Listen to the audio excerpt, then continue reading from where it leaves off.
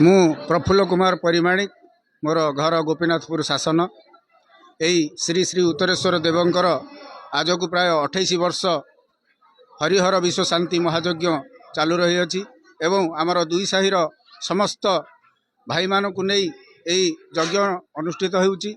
तत्सहित अनेक दूररू कहीं केते दूररू भक्तवृंद मध्य एठाकू धाई आसुचंती।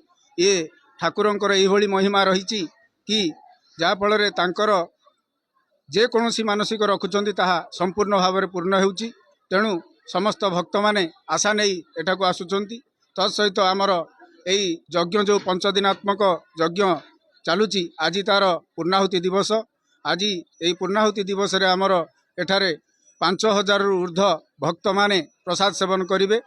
तत्सहित आमे निश्चित भाव में सहयोग करी एही भली प्रत्येक वर्ष समस्त भक्त मानकू आमंत्रण करी यही यज्ञ अनुष्ठान को उत्साहित करी जारी रखीचु। तत्सहित मु आमर यही ओडिशार नूतन सरकार बा डबल इंजिन सरकार को अनुरोध करुच्ची यही उत्तरेश्वर प्रांगण रे कि ये ठाकुरंकर महिमा अनेक एवं तांकर संपत्ति मध्य अनेक, किंतु यही उत्तरेश्वर देवंकर केमिति डेभलप कार्य करा जीवो बा उन्नतिकर कार्य करा जीवो मु आपणक जरिया रे अनुरोध करुच्ची आमर ओडिशार प्रशासन भाई मानक। मु गोपाल चंद्र प्रहराज गोपीनाथपुर शासन मोर घर ये बड़खुरे पंचायत रे आम पाइकसाई गोपीनाथपुर आनुकूल्य रे चली यज्ञ विषय किसी कहूँ जाऊँ। ध्याये नित्यं महेशं रजतगिरि निभं चारु चंद्रावदांसं रत्ना कल्प जोड़ांगमं परशुमुगवरा भृतिहस्तं प्रसन्नं पद्मासीन समतास्तुतं ममर्गणै व्याघ्रकृति वसानं विश्वाद्यं विश्ववन्द्यं निखिल भयरं पंचवक्रं त्रिनेत्रं नमः शिवाय त्र्यंबक रुद्राय अकर्म कर्मदायक श्री उत्तरेश्वर देवाय नमः। आज को दीर्घ 28 वर्ष धरी चली यज्ञ आज हूँ पूर्णाहुति। आमर अकर्म कर्मदायक पातालफिटा लिंग राजराजुड़ा प्रतिष्ठा अटंती प्रांगण रे आज पूर्णाहुति करायाउछि। आमर विगत बुधवार दिन ठारू 5 दिनात्मक कार्यक्रम चली यज्ञर पूर्णाहुति प्रसाद सेवन व्यवस्था कराई। एठी विशेषत्व होउछि आमर ये जो महादेव उत्तरेश्वर देव अच्छा यज्ञ जो मैंने चरु खाती 100% पुत्र संतान जननी हुंती। यह जदि आप पचारि पारे बुझी भी पारे लोक मैंने मतामत भी दे पारे। विधायक सम्मान्य विधायक श्रीजुक्त प्रशांत जगदेव आम खोर्धार एवं ए गाँव ए माटीर गौरव एवं से बर्तमान चली यज्ञ को काली आसते यही समय भी आसते चारिपट बुलाबुल कर देखिले एवं चिंता करछंती यार उत्तरोत्तर उन्नति करने आम बाध्य कर प्रतिश्रुति से धन्यवाद।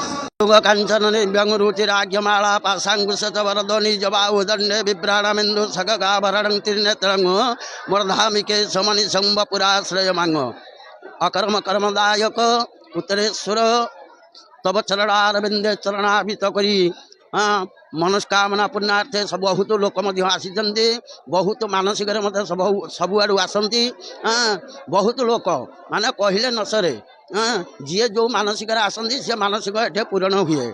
कल्पना करहबनी लोक प्रबल लोकर आउ हिसाब ना लोक आउ गणना करहबनी लोक प्रबल। उत्तरेश्वर महिमा बहुत उपरे बा विख्यात तांकर ना बहुत सी अंचल बापा तांको पिला माने सब चारि चतुर्पार्श्व समस्त अच्छा। मो ना हूँ पंडित प्रियरंजन दास मुई हरिहर यज्ञर मुख्य प्रचारक।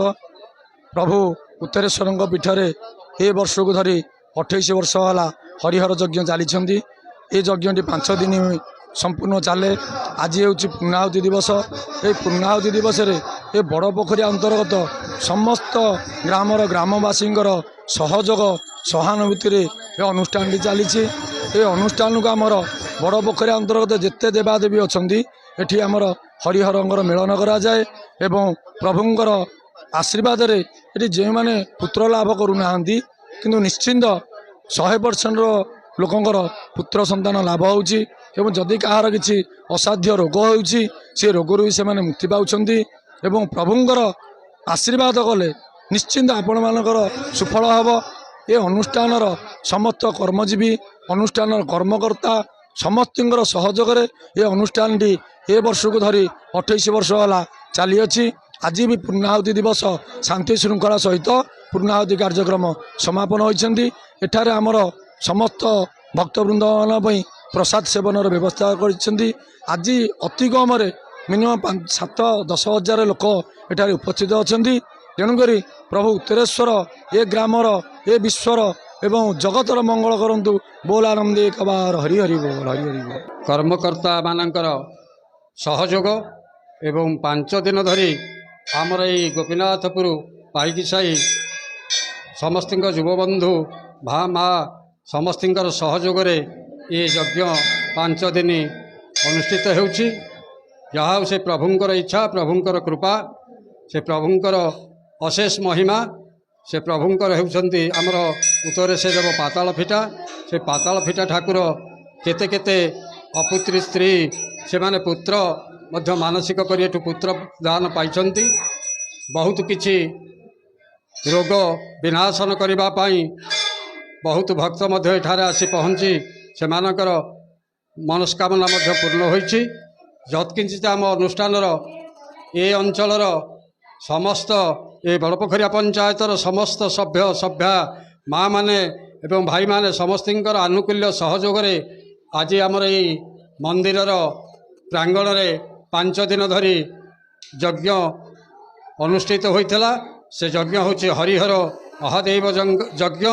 तेणु ये यज्ञ समस्तर उद्दीपना समस्तर मन एकत्रित एक भाव आज समस्ते ये पूर्णाहुति दिवस रे उपस्थित होई आमर प्रसाद सेवन करने 5000 लोकों प्रभुंकर से प्रसाद अनुकंपार दान करछंती। से प्रसाद पाई बहुत भक्त मान खुशी अनुभव करी शांति रे यज्ञ को पालन करछंती।